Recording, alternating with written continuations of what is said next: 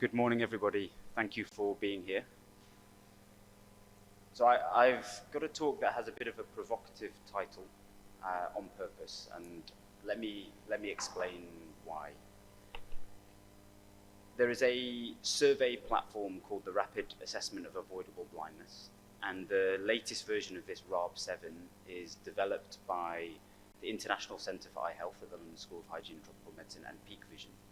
And the purpose of this tool is to do district level surveys to understand how many people within that community have a vision impairment and what the causes are and what the barriers are to access for those who don't have it. And so when a survey is conducted, it will usually include a population of around 4,000 to 5,000 people, representing a population of 1 million or so people. And so this is to give you the data that comes out of it in relation to cataract. So in this population, as an example, you can see 1,000 people have been surveyed, of whom 80 need a cataract operation and 40 have been treated. And this allows us to generate some key metrics to understand the level of need and coverage in the population. So in this population here of the 1,000 people, we can see there's a backlog of 80 needing surgery and 40 who've been operated.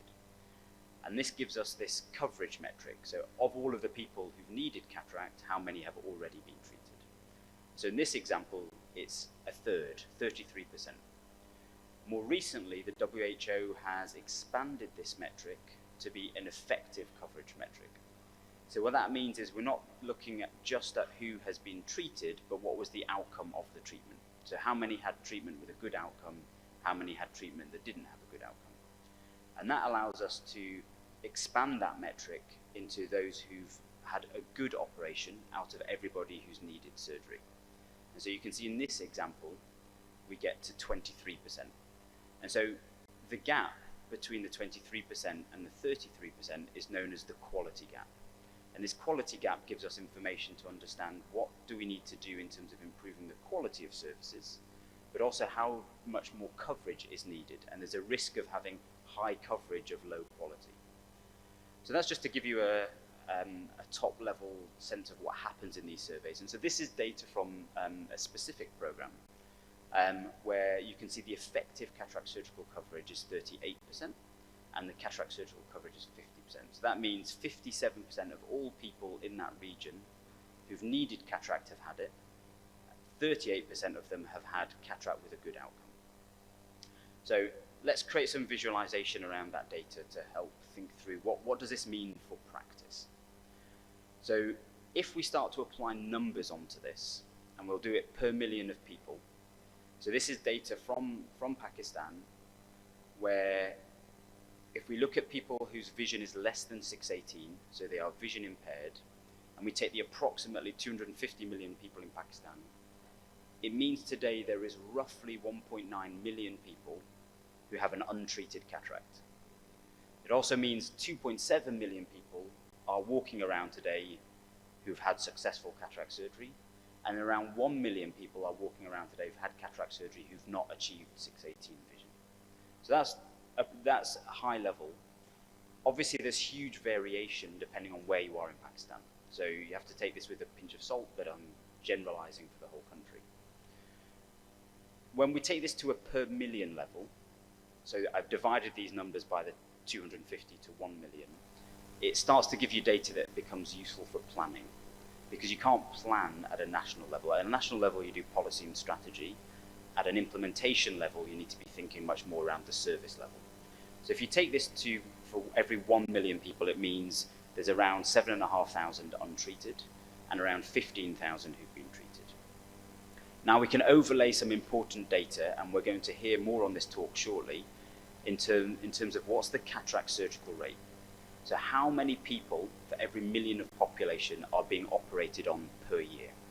And so the data we have from a survey that was conducted across Pakistan shows the average is 5,200. So that means for every million of people, 5,000 or so cataract surgeries happen per year.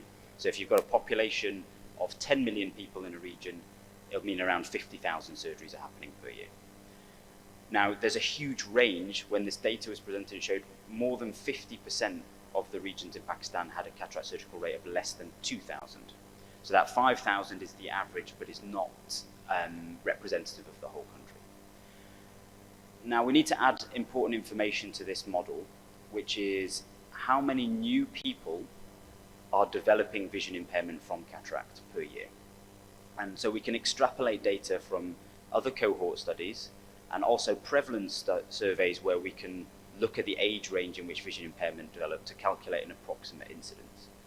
So we can see here the new cataract cases is around 5,700 per year.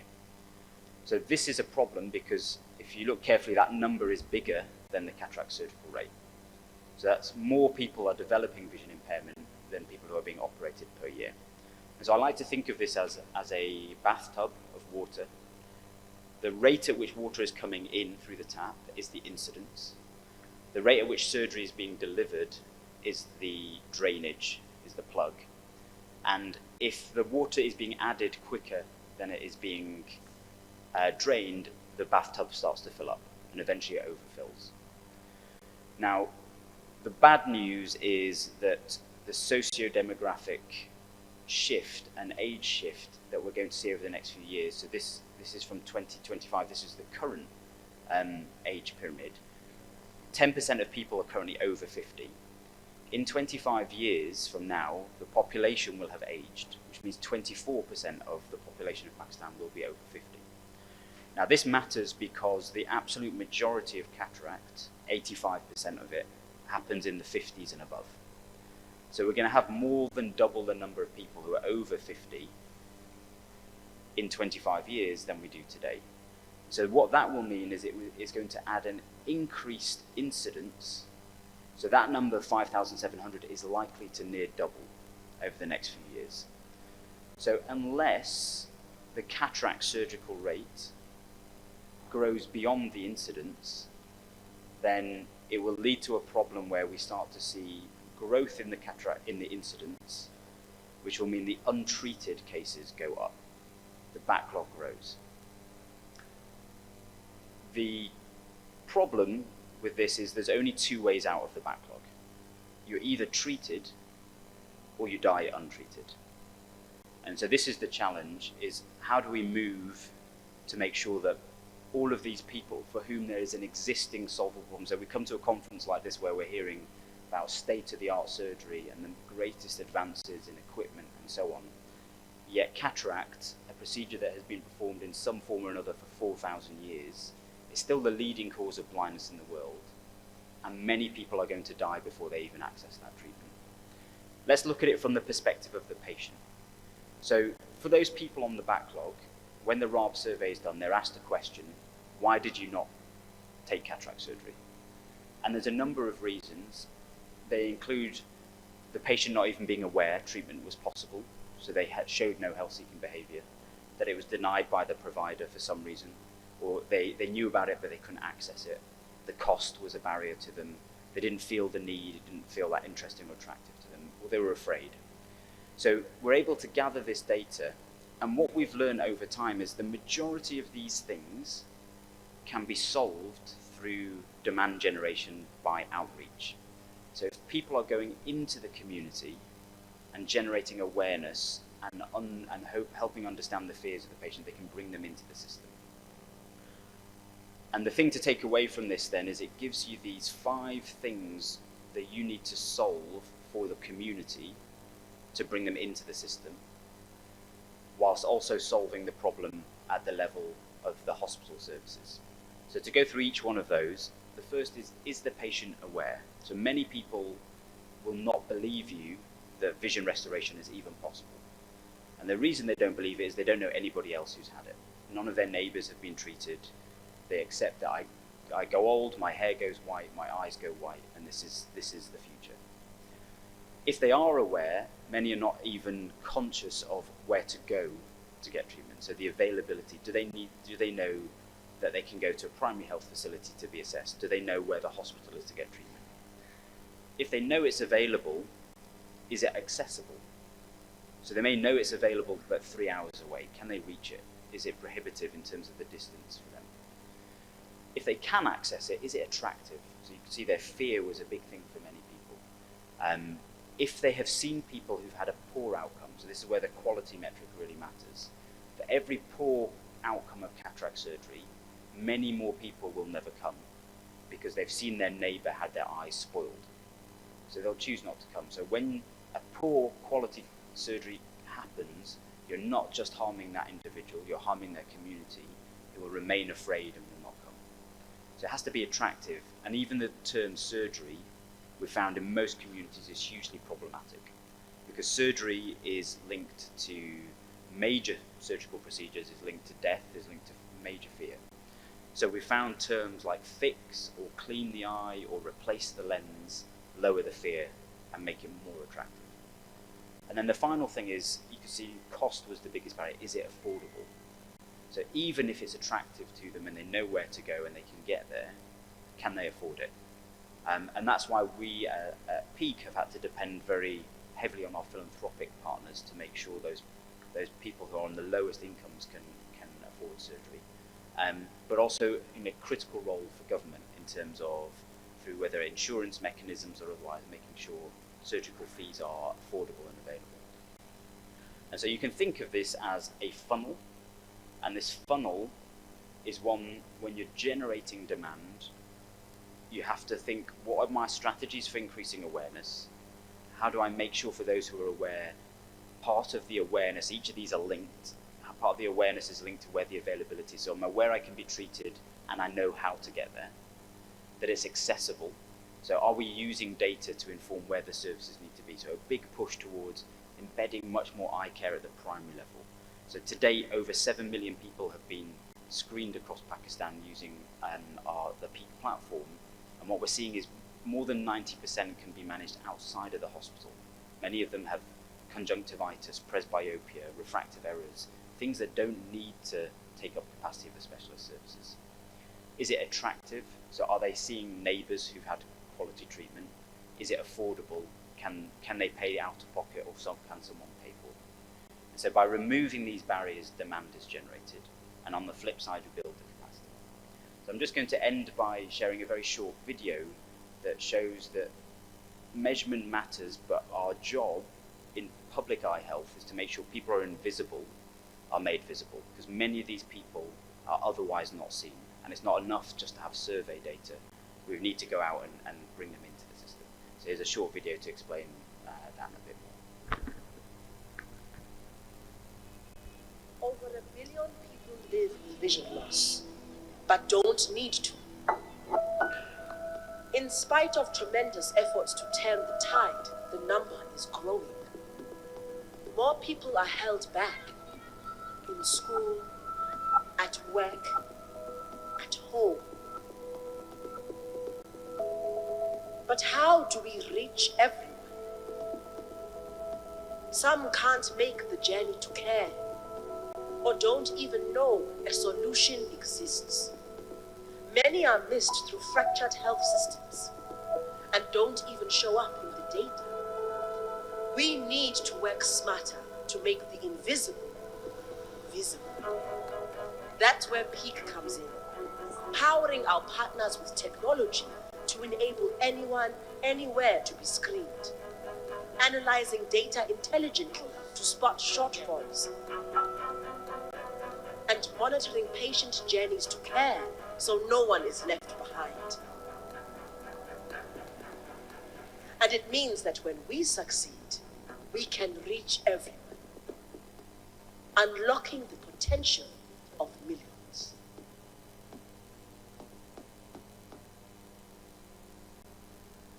Thank you very much.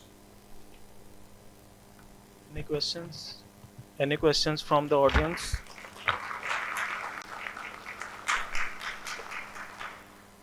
Our next speaker is Junaid Faisal Wazir, and he will be talking about clinical and surgical ophthalmology with a focus on community-related eye diseases. Bismillah ar-Rahman ar-Rahim. Allahumma rabbi shrah li sadri wa yassir li amri wa hlul 'uqdatam min lisani yafqahu qawli. Thank you very much for giving me this opportunity. Thank you, Mr. Andrew. Indeed, it was a provocative talk, and today I'm also have the same kind of topic, that is adopting new trends in clinical and surgical ophthalmology with a focus on the community-related eye diseases. So we all know that, like other discipline of medicine, ophthalmology is rapidly evolving with advanced diagnostic and surgical procedures. The old practices are being replaced by safer, more effective techniques. Community-related diseases such as vitamin A deficiency and others remain a major challenge in the developing country and also this part of world. Shifting from old to the new clinical trends, the transition from the torchlight examination to the advanced imaging like OCTs, etc. Nowadays, the use of the artificial intelligence-based diagnostic tools for the early detection and adoption of the tele-ophthalmology for the remote population like Aga Khan Foundation. The surgical advancement, the shift from the extracapsular cataract extraction to the phacoemulsification and femtosecond laser cataract surgery, and the minimal invasive glaucoma surgeries, replacing the older trabeculectomy methods, vitreoretinal surgery with a microincision technique, and the safer corneal transplant techniques. Now, what I told earlier, that this is a bit provocative, that we must have focus on the community eye disease also, like vitamin A deficiency, which is still a public health concern in low resource communities. Trachoma, fortunately, Pakistan is trachoma free country. The threshold is below the public health problem.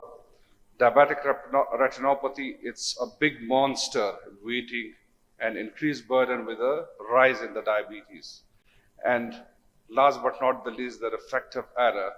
It's very clear from the Vision 2019, the 1 billion evidence, out of 1,095 millions, we are facing the refractive errors.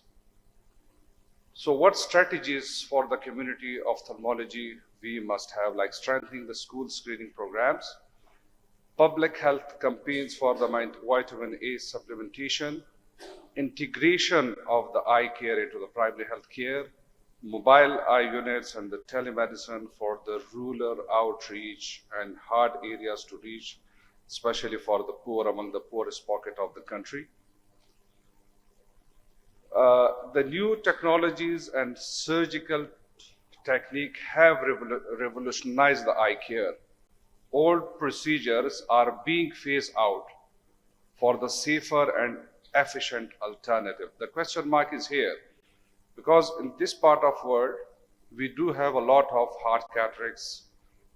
Those areas we don't have the electromedical equipment for the sophisticated surgery of like the phacoemulsification and so on. So we must have not to dilute the training program for the conventional methods, like the extracapsular cataract extraction and the small incision cataract surgeries.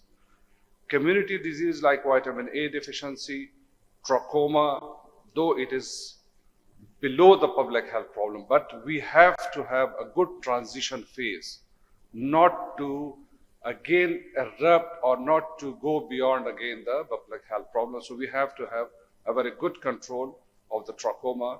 So, and again, the diabetic retinopathy need a very focused strategy. The balance between the modern clinical practices and the public health intervention is essential. I'm having one success story, I would say. One of the patient, 18-year-old, referred September 2025 with complaint of slowly progressive dimness of vision with generalized weakness and lethargic. Initially, and that's giving the history for the last 10 months.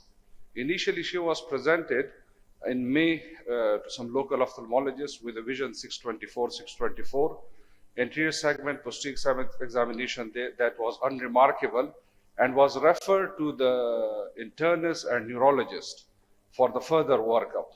They advised the MRI. The MRI was unremarkable, and they, on giving the benefit of doubt in July, the Solomedrol and so on. This is the MRI.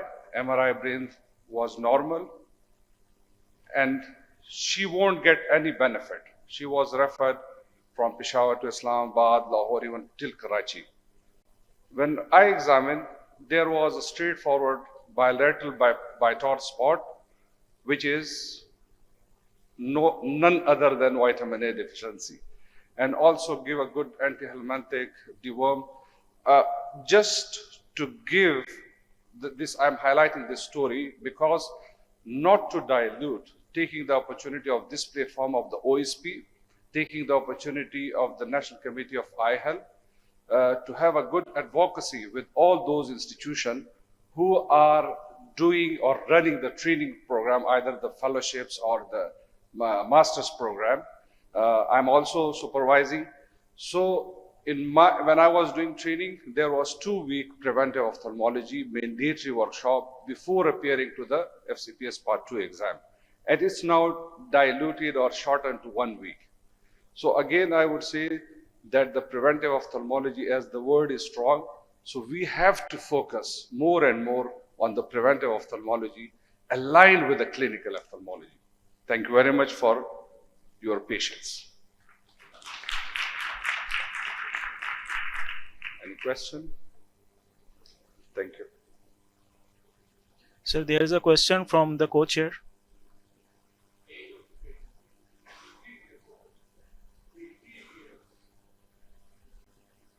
Thank you, sir. Next talk is by Nida Khalid on artificial intelligence. I'm Dr. Nida Khalid, doing vitreoretinal fellowship in Mayo Hospital, Lahore. Today, I'm going to present my journey of discovery, quest, triumph, and future. Its objective is to bridge ophthalmology and artificial intelligence that will lead us from bench to the bedside. Being a vitreoretinal fellow, I was given an opportunity to work in ROP clinic, which is a potentially blinding disease affecting premature infants. It has a global impact on our society as well.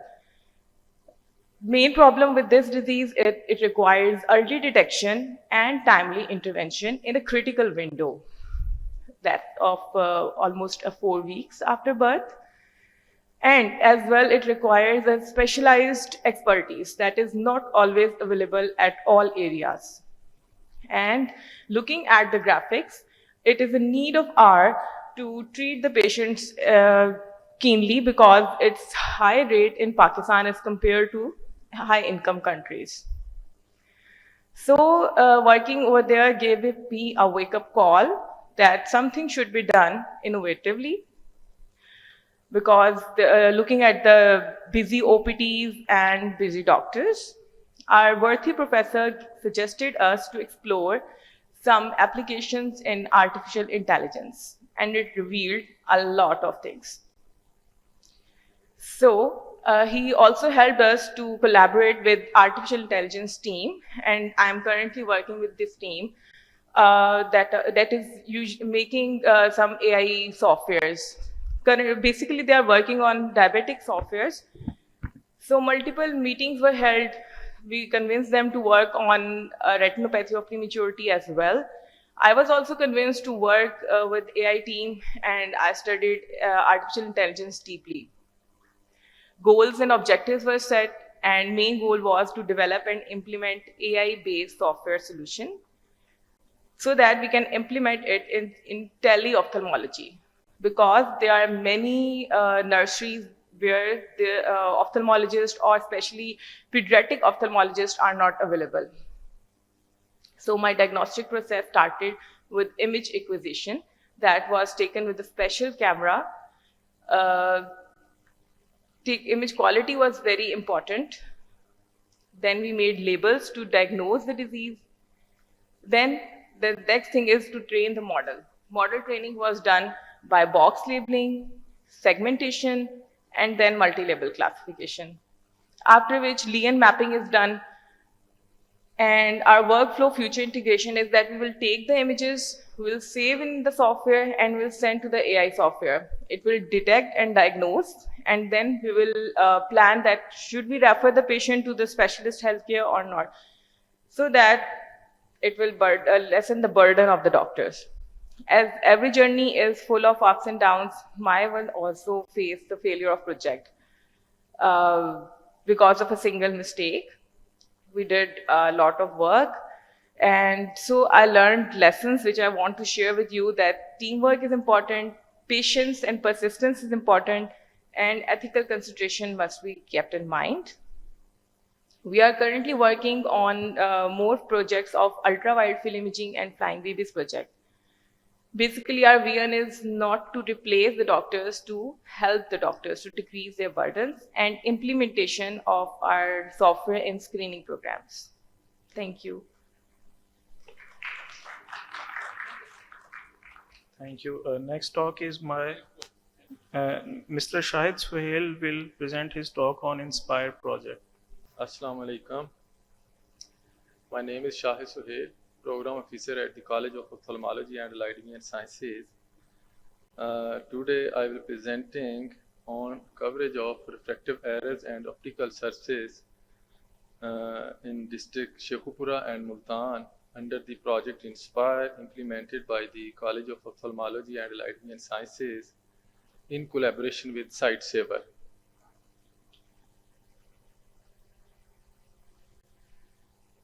In today's presentation, I will cover the following topics: why this work matters, coverage and service achievements, system building and human resource development, equity, inclusion and integrity, male versus female coverage percentage, key outcomes and recommendations. Uncorrected refractive error are the leading cause of vision impairment. Something can be easily corrected with an exam and a pair of glasses.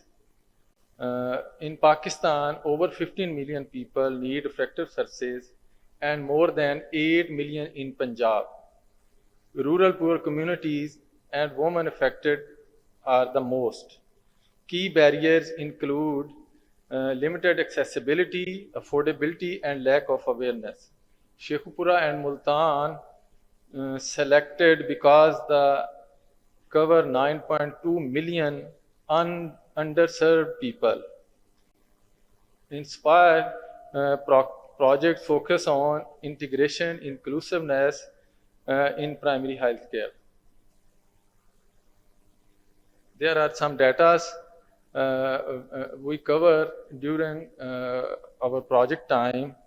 415,000 people were screened, 237,000 were received refractive surfaces, and more than 21,000 received subsidized glasses from our green optical shops, and more than 18,000 were referred to the next level healthcare. These efforts have significantly reduced the burden of DHQ and THQ level.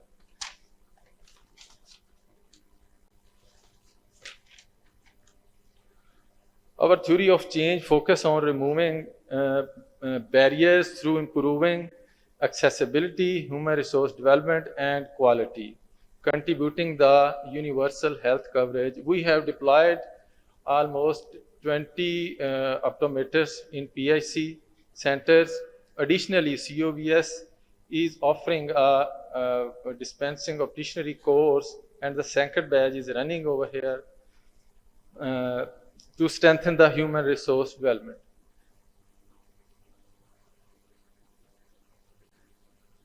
We have adopted following several strategies. We established 20 optometrist clinics at RAC level, deployed optometrists over there. Green optical shops have been established where subsidized glasses provided to everyone. Build linkages with private optical shops for subsidized glasses. conducted accessibility audit, and civil work was completed to accessibility for all, especially for the person with disabilities. We have designed an IC material on primary eye care, including leaflets, brochures, banners, to disseminate in remote areas. We also applied social media, print media, and electronics media for utilizing the advocacy tools.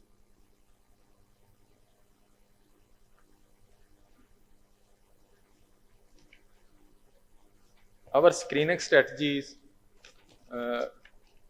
as here, community level, basically there is 3 levels: community level, school-based screening, and screening for LHW, school health and nutrition, from MOs and WMOs.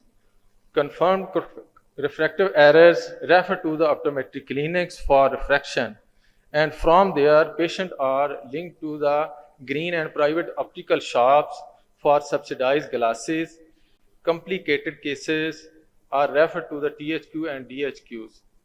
This system ensures the complete and functional referral pathway.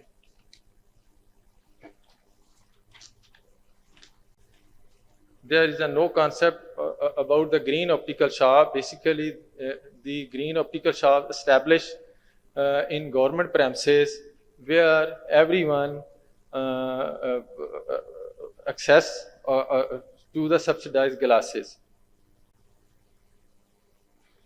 Equity, inclusion, and system integration. We ensure disability inclusion through the accessibility audit and staff orientation, strengthening referral pathway for timely patient management, focus on peri-urban communities, inclusion of the eye health indicators into the DHIS2, alignment with the IPAC 2020 to 2030. This model scalable for others. There is a percentage showing male and female coverage under the entire our key indicators. We can see examined people make up 63%, while females are 63% and males are 37%. Refracted people again up from female side 68% and 32% from male. Advised spectacles again 69% from female sides and 31% from male sides. And refer to the next level, the pattern shows 58% females and 42% males. The subsidized glasses also shows 63% females and 37% males. So at the end, PWDs refer to 53% male and 47% females. Relatively balanced gender distribution in this category. Overall, the data clearly shows the female consistency represents a high proportion of the service uptake across mostly indicators. Outcomes improve access for low-income groups, high uptakes and trust in service, early diagnosis, reduced burden of the higher tier hospitals like DHQ and THQs. Some recommendation from us: expand optical services at RIC and PIC level, also in schools. Continued spectacle subsidized for poor. Strengthen government regulation and clinical standards for refraction. Thank you very much. Any questions from the audience? Thank you, Shahid sir. Next talk will be delivered by Ms. Khadija Abed, on empowering lady health visitors in Gilgit and Chitral. Assalamu alaikum. Good evening. Uh, the topic is elimination of blindness trachoma as a public health problem, a classical example of public health success. Trachoma is a leading infection cause of blindness historically, and it is spreads from eye contact, cloth, and so it's the and according to WHO report, it's in April 2025. So with trachoma, 103 million people live and across the globe, and they have treated 44.4 million with the antibiotic, and 88,000 they have surgical with the treated with the surgical advanced tools. The purpose of this study is to eliminate blinding trachoma as a public health problem in district Shahdad Court. It was rapid survey in 2020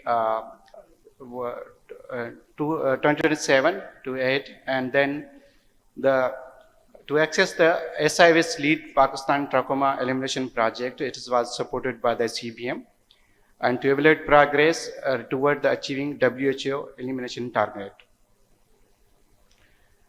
The study design is the community-based cross-sectional study conducted in 2021 and 2023. Implemented under the National Trachoma Elimination Program in District Shahdad Court. The background of the study is because they have found large number of the children with the trachomatous follicular in children. It means it's active, it's not old, and the prevention of TTR, it's in the adult, it's very old, and they have need urgent WHO aligned with the interventions. The SAFE strategy implemented by the WHO in 1993, they have the surgery implemented WHO surgery, antibiotics, and the facial cleanliness in environmental improvement. Surgery, then after this surveys, because the project supported by the CBM, Dr. Zahid Awan is here. He did this survey and how it was implemented and eliminated in Shahdad courts. He knows very well, and he is here. The SIVs trained the ophthalmic surgeons and the assistants to reply there, and they have did the surgeries and the antibiotic provided to the trachoma patients, and the reductions of factors related to the corneal blindness. Antibiotics, it means the coverage achieved through the house-to-house and school-based approaches, antibiotics, and integrated with the community outreach and awareness. The facial cleanliness, facial cleanliness, the health education campaigns emphasis on the clean faces among the children 1 to 9 years. The school programs, they have the based awareness, lady health workers, reforms the hygiene messages, and they have and the environmental improvements. Promotion of sanction and waste management, community lead water hygiene, and the sanction wash actions, reductions in the transmission risk through the improvement environment conditions.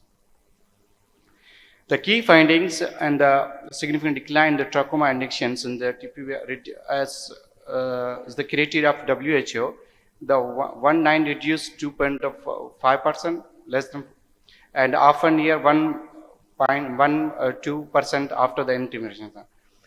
Then the adult in the adults 0.2 and achieve the WHO defined threshold elimination. Community engagements, it's a very crucial element, and it's very hard to mobilize there. It's in very Shahdad Court. It's a very hard district and hard temperature, as well as that there are many people's ethnic, and they have the tribe distribute, and there are many other things. But it's The courtship for ASO, the implement of we are thankful for the teachers and religious leaders and the lady health workers and the local governments and the ASOs who eliminated this. They strengthened trust and improved participation in media awareness screening.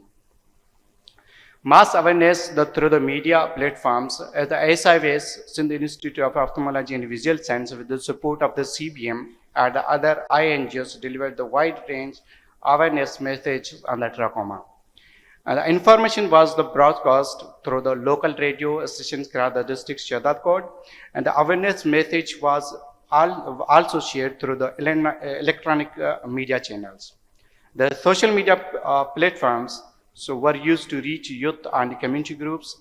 The combined media outreach strengthened community understanding the hygiene and trachoma prevention. After this, because the WHO has Pakistan is the officially declared and the 19th country to the eliminate trachoma as a public health problem. Now it is in 30 countries, trachoma. SIV's lead project in Shahdad could continue significantly to national success. WHO validation confirms and the proof that elimination is possible and the sustainable. Impact in Shahdad Court, the trachoma no longer a public health issue, and the sustainable district level surveillance in place, a strong model for other endemic regions in Pakistan, demonstrate power of coordinated public health intervention, and public health achievement in rural contexts. As what we have learned, lesson learned, because it's a multi-sector collaboration is the essential, and the community involvement improves the compliance, and the continued surveillance require the post-eliminations, and training of local teams ensure the sustainability. The conclusion, the SIV's leadership and successful implement of the safe strategy and a significant decline of active trachoma in the populations. And the Shahdad Code stands as a model success story of trachoma elimination in Pakistan. And Pakistan 2024, the WHO certifications highlights the achievements of global public health goals. Thank you.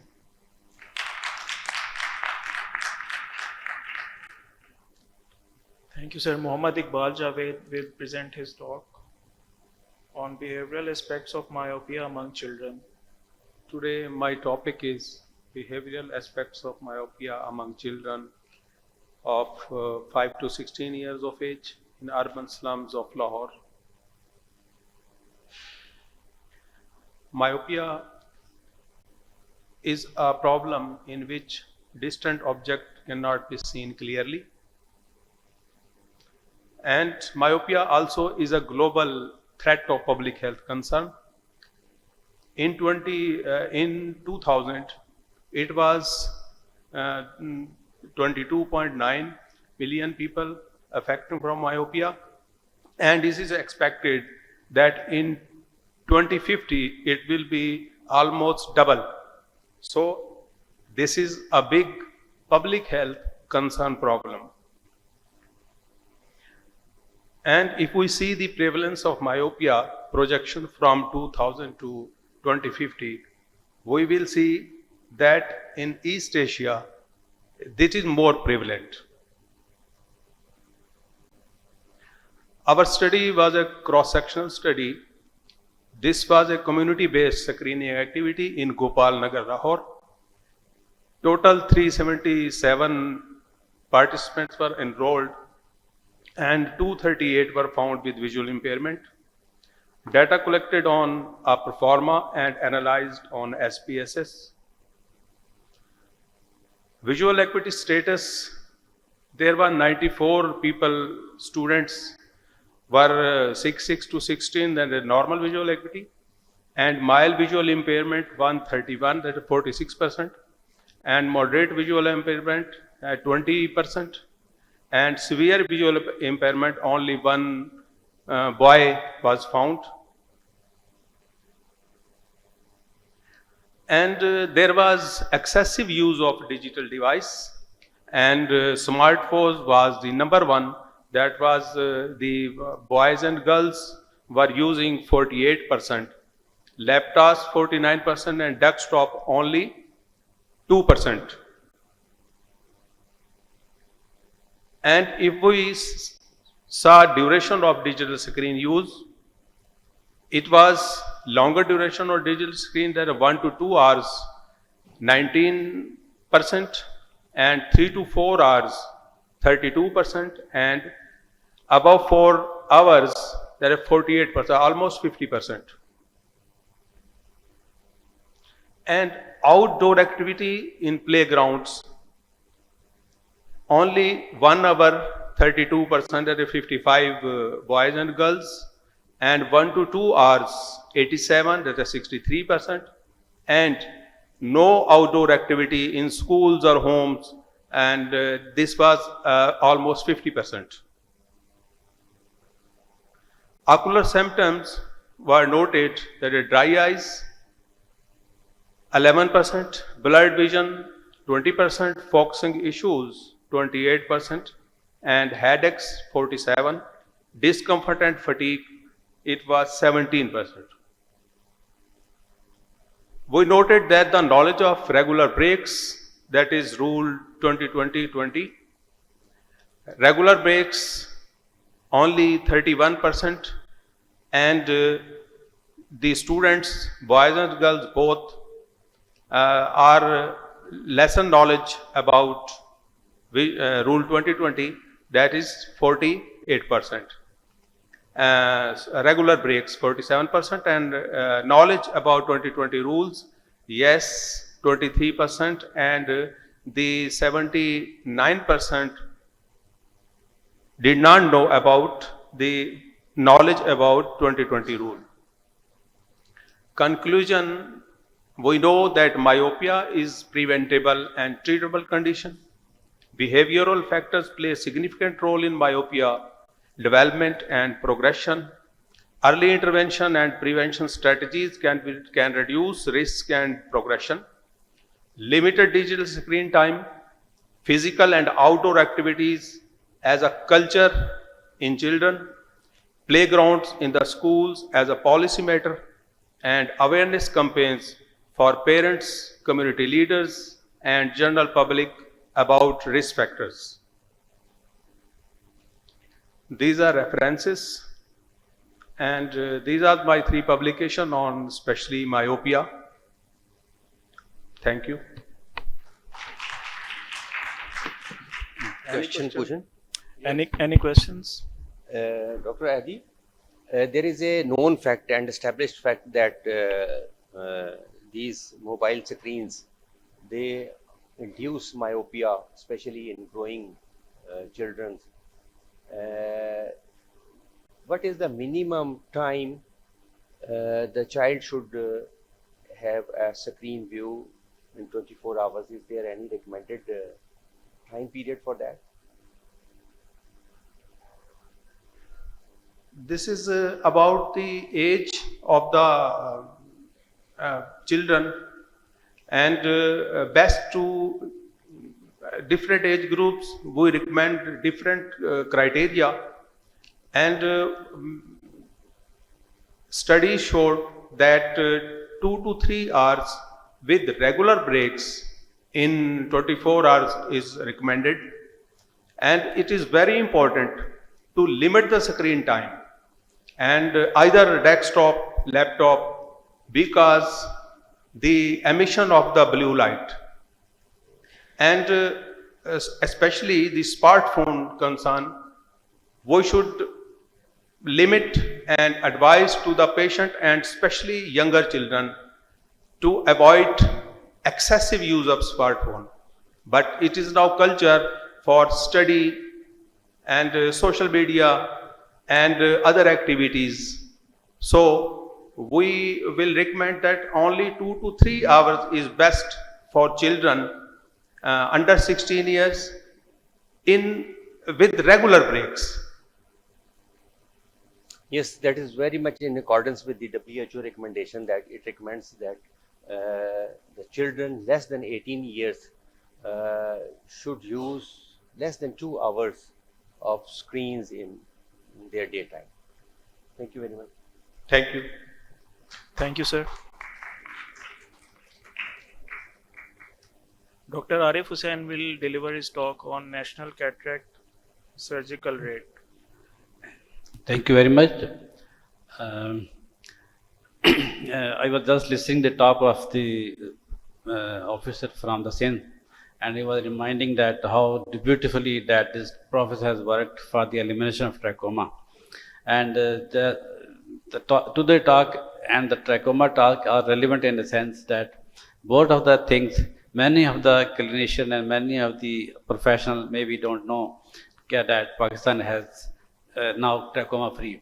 Similarly, we have cataract surgical rate of more than 5,000 per million population per year. Many people, many surgeons, many of our professionals, they don't know. The purpose was that maybe the study was conducted 3 years back, but we thought it to make it publicly announced that what successes we have achieved in cataract surgical. And this is the survey, which was in fact the RAP survey.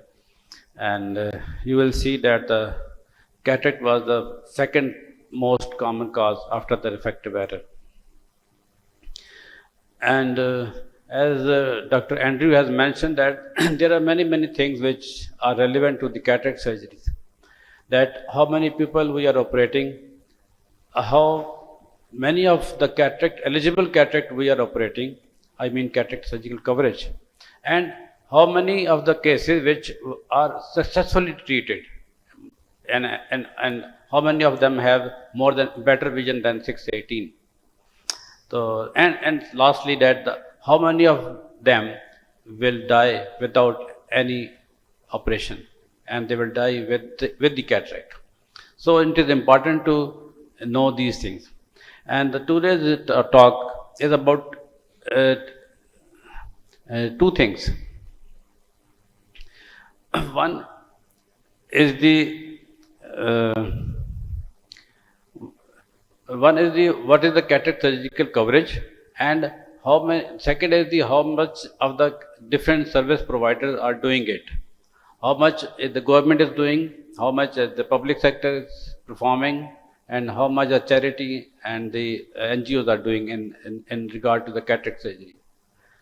And the purpose is to that when you will see that the government has very minimum share of this burden. Let's see. This exercise was one of the beautiful exercise which was conducted by the National Committee of Eye Health, and I was luckily was the one of the main few people who were actively involved in this exercise across Pakistan. And whatever we did, it was a beautiful thing that it was a learning for us that how such thing which we don't need the sample for this activity. We need each and every person and center and hospital to get the data. This is a very unique thing, and to make it practically viable and authentic thing, we had to work a lot of things, and definitely it is not easy to engage the local NGOs. It is not easy to engage and get the data from the private hospitals and centers. It is not easy to get the data from a clinic to what they are doing and how they are doing in regard to the cataract. So there are a lot of difficulties which we have to cover those things. Once we get the data, then we need to validate it. So when we published it and we announce it, so we should be confident enough that what we have done and how we have done. So there was a lot of things which we kept into mind, and we are really grateful that the provisional coordinators of the prevention and control of blindness programs, they have done extremely well to make it happen. And out of that, 10% of the total sample was really visited in the center and validate the data what they have sent to us. And now we are at a place that we stand on the top in the EMR region. We are, mashallah, at the top of the extremity region. And we are the, I think, one of the 15th country who have more than 500 cataract surgical rate.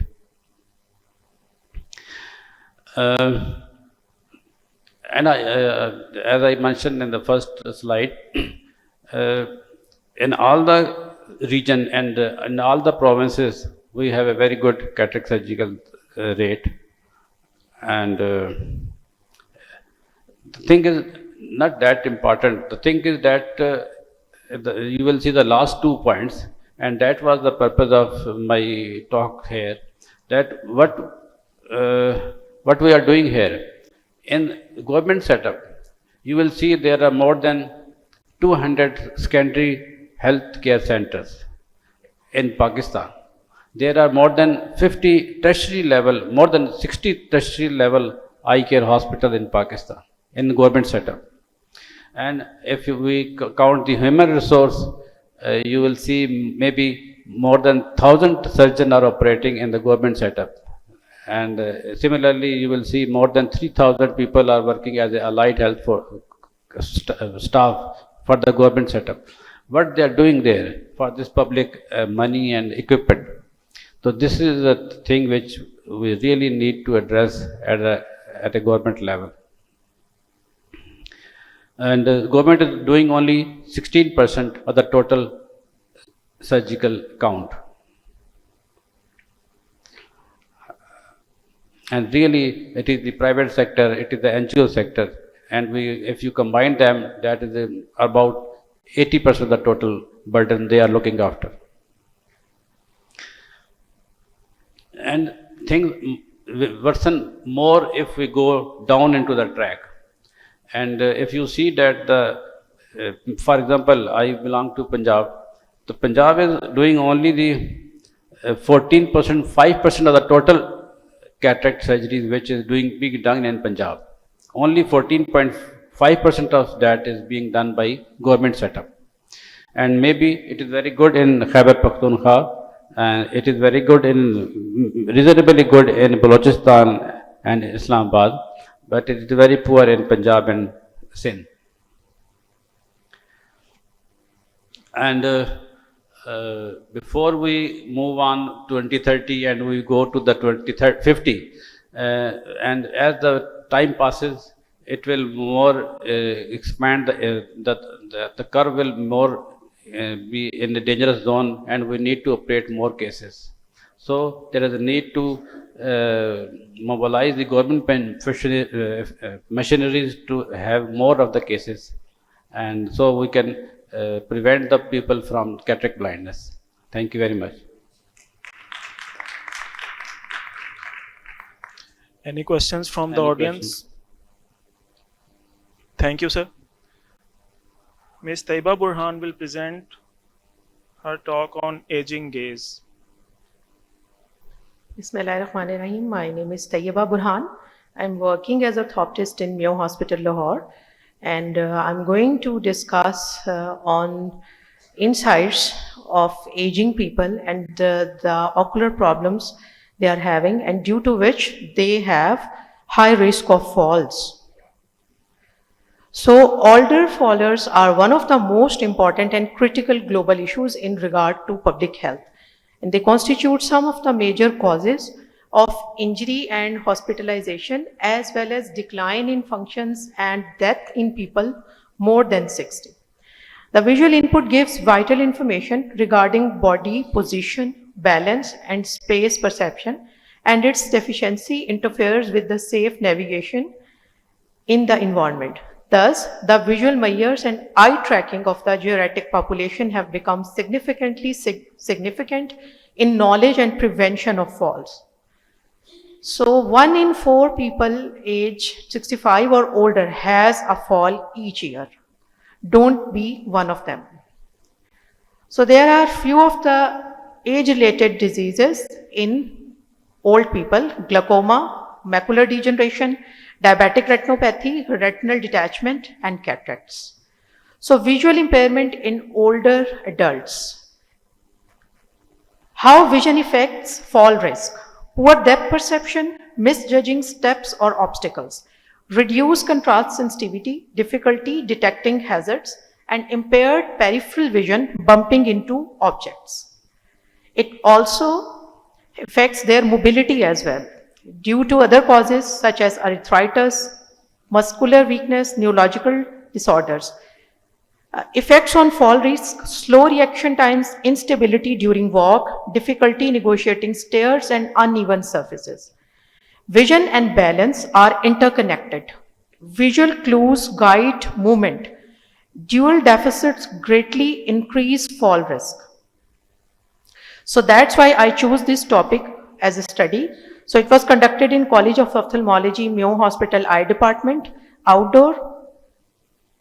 And the objectives of the study were to assess how visual and eye movement impaired contribute to fall risk, and also to identify key visual predictors to support effective fall prevention strategies. So fall risks in older adults: balance problems definitely, multiple medications, use of medications, home hazards, positional low blood pressure, feet and footwear issues as well. These are some of the tests we perform in the patients. This is HES test we are performing. This patient was basically having double vision complaint as well. So the study analyzed data of 67 older adults to assess visual factors and eye movements contributing to the risk of falls. Many of them were having decreased visual acuity as well, and other factors were there like contrast sensitivity reduced and color vision as well.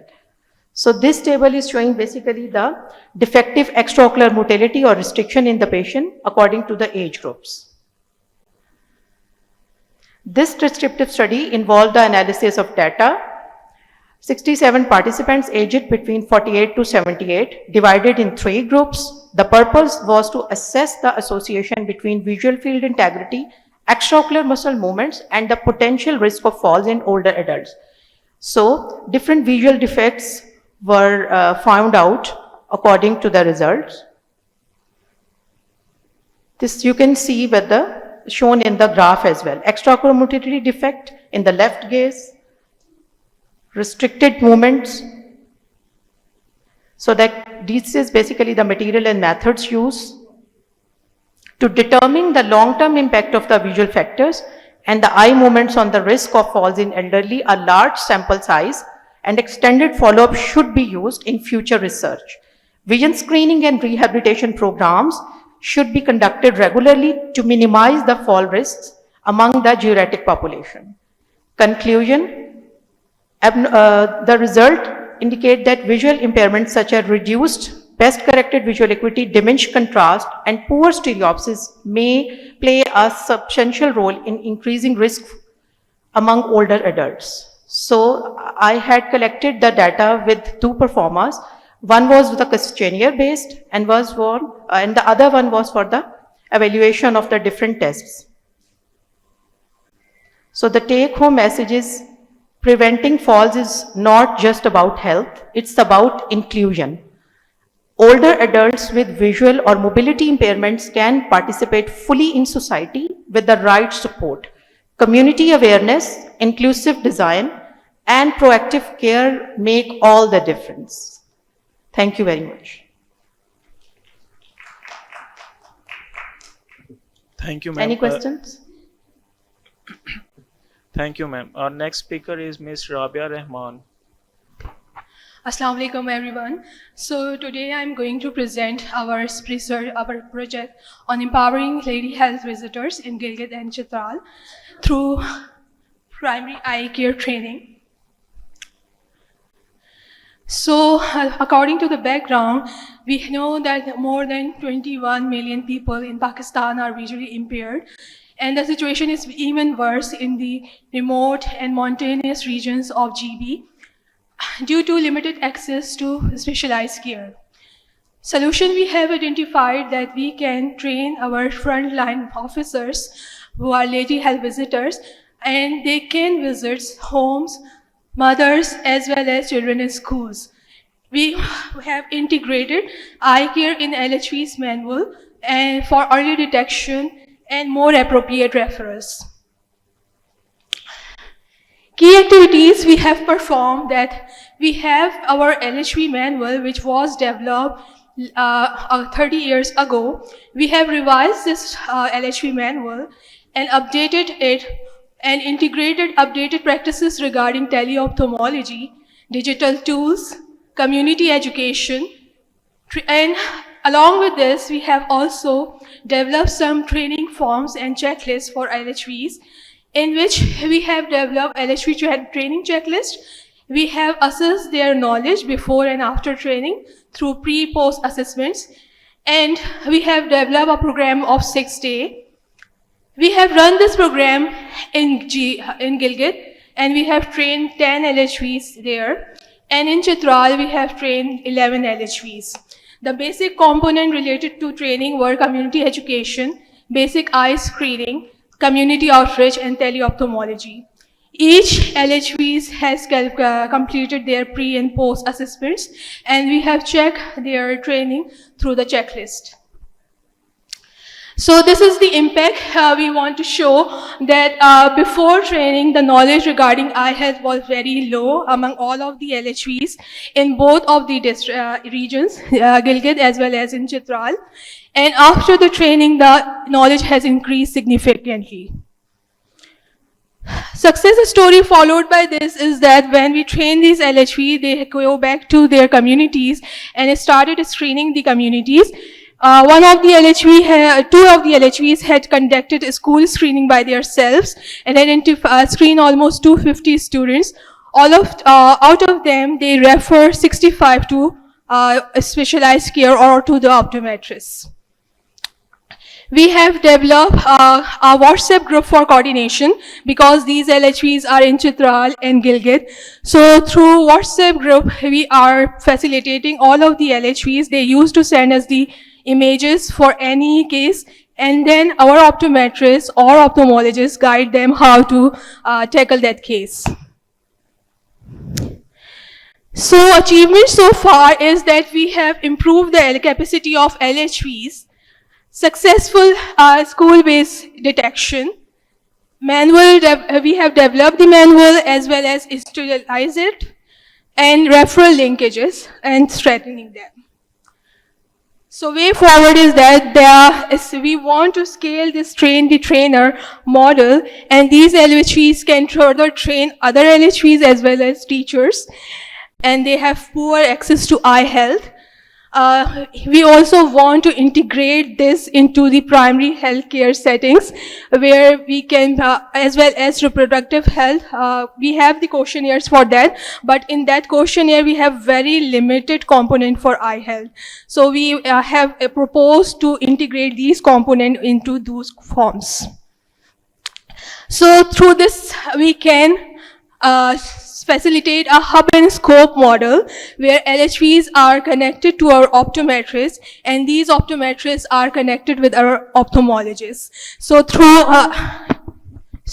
through this, we can manage our diseases like refractive error, diabetic retinopathy, as well as glaucoma. And these LHVs can identify the case, refer them to our mobile optometrist. If there is any problem identified by the handheld camera, which are being introduced now, so we can refer them further for further evaluation to our retinal specialist. It can be based in Karachi as well as in Gilgit. So at the end, I want to thank all of my team members along with whom I have done this program. So Dr. Kareem F. Damji, Dr. Sajid Sufi, Harun Tayyab, and Zubaida Siram. Our collaborative partners were Center of Excellence Women and Child Health, Sonam, AQU, and AKHSP, AKS. Further, we have TK and volunteer in this who has helped us developing this program, Dr. Daulat Beg, and as well as Dr. Naushad Hussain, who's developed the first manual of LHVs late 30 years ago, and further our lead optometrists who are Habiba and Shagufta. So thank you. Any questions from the audience? Thank you, ma'am. Our next speaker is Mr. Muhammad Salman. Will present his talk on a cross-sectional analysis using peak technology. Assalamu alaikum and good morning. Today I'd like to present here prevalence of refractive error among rural and urban school children of Laia.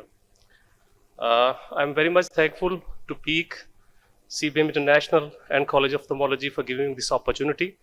And this was a little investigation among the children, school-going children.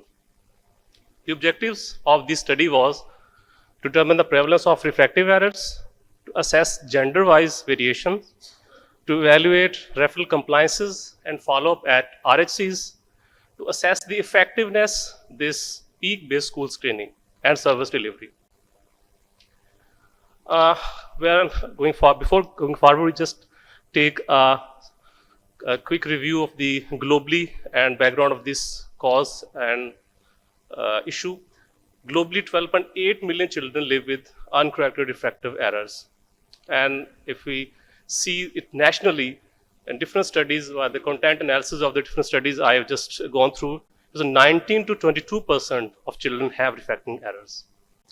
And as earlier, there was also discussed that school screening can be implemented in the next plans and future plans.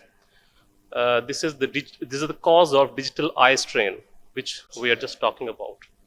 And College of Ophthalmology and Allied Vision Sciences, in collaboration with CBM International, started this mass screening in District Laia, and where the project is progressing.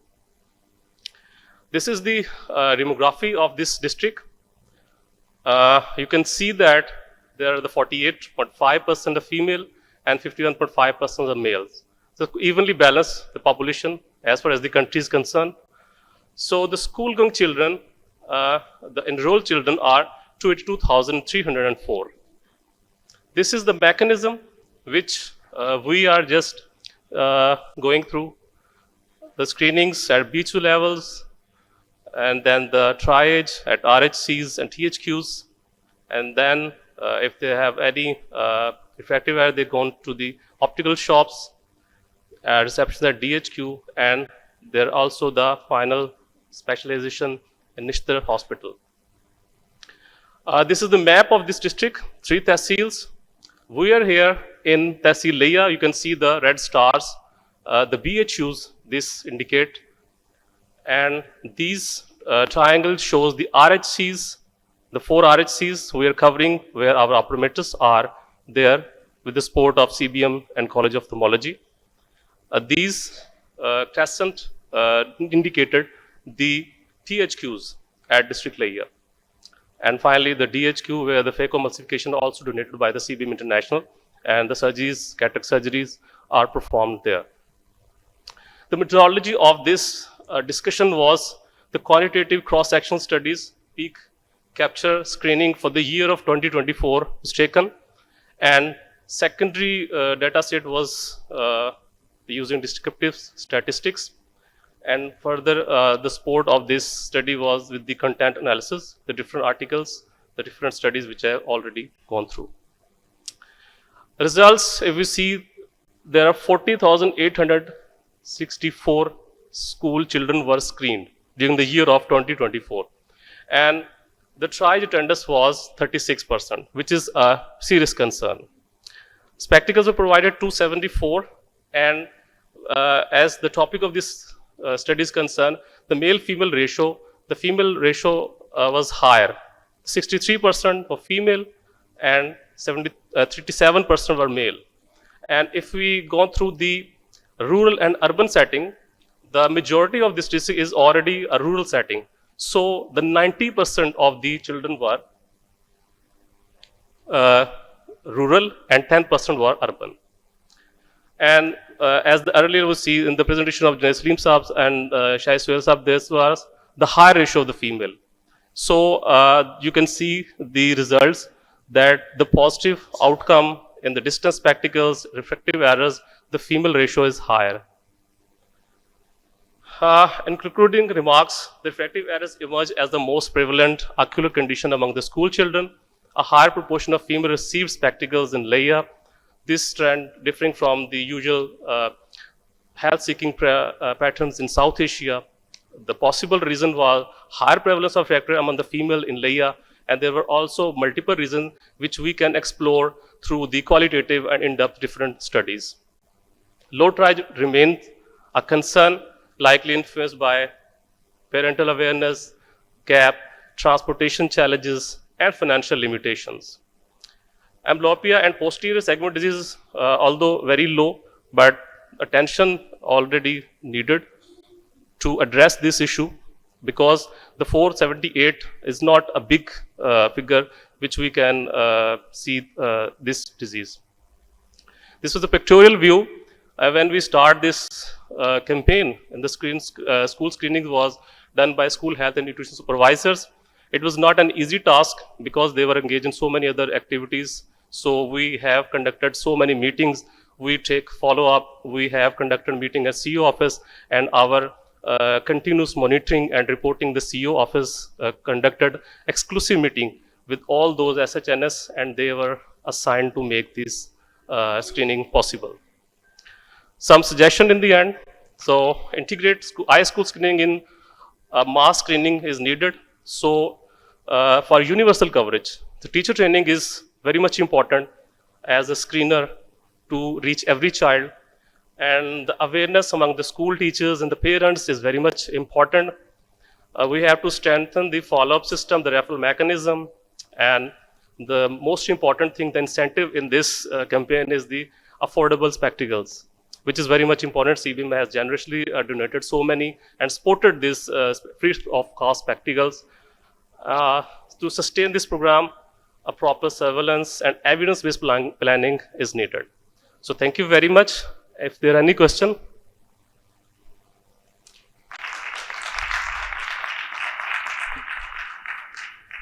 Thank you, Salman Saab. I request the co-chair, Professor Suhail Saab, for his concluding remarks.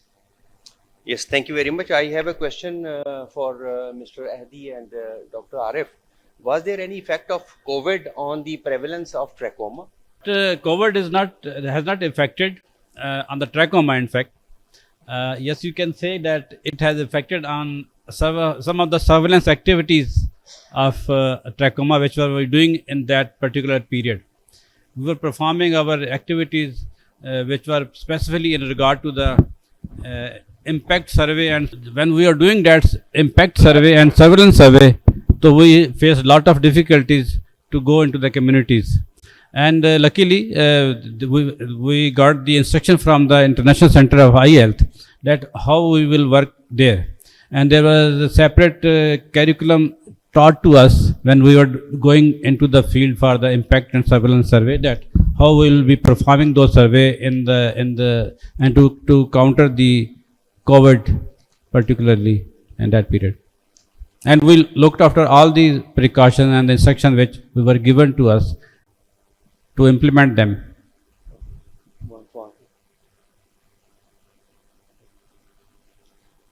Farooq is here. I should not stand up. Yes. He is the right person to answer this question. Yes, I think this is really important question, and what we have noted is, although we don't really have any scientific evidence against that, but what we have noted is that due to COVID, there was unintended consequence for trachoma, and that was the massive use of antibiotic, and as a result, obviously, trachoma would be having some impact because at that time, before actually reaching that point of COVID and all the lockdowns, government of Pakistan has actually suspended and they put halt on the distribution of antibiotic because Zithromax was the only drug that we were using, and there was evidence that there is outbreak or some cases of drug resistant typhoid that are coming up, and this is the only drug that is working on those cases. And under that pretext, WHO advised government of Pakistan, and then they stopped the distribution of Zithromax. So in trachoma program, we actually had this bottleneck that we encountered, but then COVID came and people started using antibiotic on a massive scale, and obviously this would be having an impact on actually yes, to my knowledge, trachoma. there was a biphasic effect of COVID. Number one is the people were concentrated on their home, and they were restricted to their home, and there was less provision of medicine for the trachoma to the masses. So there was an increase. The WHO has reported that there is increase in trachoma prevalent countries. But as regards the use of antibiotics and azithromycin, that was only restricted to the people who were having the COVID, suffered from COVID. So they were not as in use and for masses. So thank you very much for all your attendance, and I will hand over the mic to my chairman, Dr. Kamar Islam Lodi, to wind up the sessions. Thank you very much, everybody. I'm glad that we ended in time, and all the speakers were very cooperative, and they restricted their talks to the time. First speaker, Dr. Andrew, touched a very important aspect of prevalence of cataract and how many people are getting cataract surgery. It is important that we are still lagging short of people who can take care of the cataracts in this era. Dr. Junaid talked about vitamin A deficiency and blindness. That is still alarming. Dr. Nida Khalid, artificial intelligence is the need of time, and sooner we realize it and adopt it, better it is, because that is the future for everyone to take up. Dr. Adi Hussain, trachoma is still the cause of blindness. That is really disturbing. But good hygiene, available of antibiotics, and involving the awareness through religious leaders, I think that is the success. That will be the answer of this problem. Dr. Iqbal talked about the myopia, and the important thing which he talked about is the use of gadgetries and screen timing. I think that is the most important. Every parents need to know that how much screen time should be allowed to the children. And 2020 is the word to be remembered. As Professor Sohail said, 2 hours at the age of 18 is a recommended time by WHO. Dr. Arif talked about cataract, and it is very pleasing to know that 64% of the cataract surgery, even in Gilgit and Balochistan, Chitral, KP, are being taken care by the phacoemulsification, which is very encouraging, very encouraging. Dr. Taiba talked about the age-related wheel deterioration and risk of all. This is, as we are getting aged and the age-related problems are getting increased, so we need to know about them. Dr. Srija, she talked on a very important subject of school screening in GB and Chitral, and training the local human resource, LHUs and other staff. That is the answer to the problem. People going from here and teaching them, that is only a temporary relief. Training the local people, that is important. With that, we end up this session, and thank you very much. We adjourn it for the Juma prayer, and there will be a photograph of all the speakers. So all the speakers, please come on the stage for photograph.